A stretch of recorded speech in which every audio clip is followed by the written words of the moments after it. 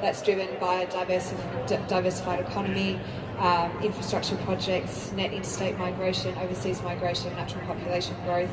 A modern economy will be focusing particularly on health, education, technology and renewable resources, and have a strong percentage of professional jobs as well. And there's a lot of markers within that. But then drilling down to the suburb, once we're confident with the capital growth story, like you were saying, we're really looking at the right property in the right location, right? So that comes down to who wants to live there and whether you invest in a townhouse in that area or a house and land, or what is going to... it's really about rental stability. The renter is going to be paying for your investment. So who are the renters in that area? What percentage of renters?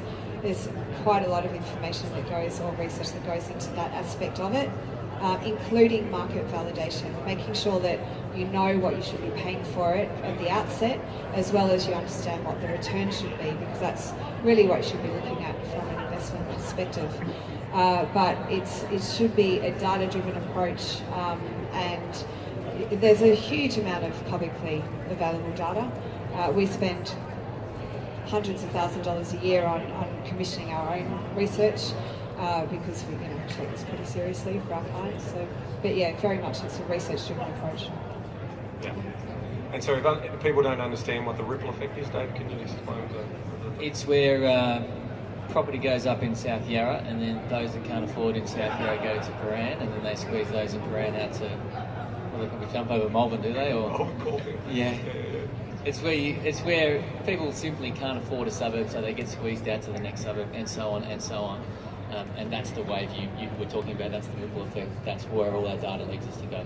Yeah. That's also exactly what you were saying about the areas that have already had the growth, right? If South Yarra has already doubled in growth in the last few years, then where are the next ones along where the aspirational South Yarra, dwellers can't afford to live and are getting pushed further out? And there's great opportunity in those markets.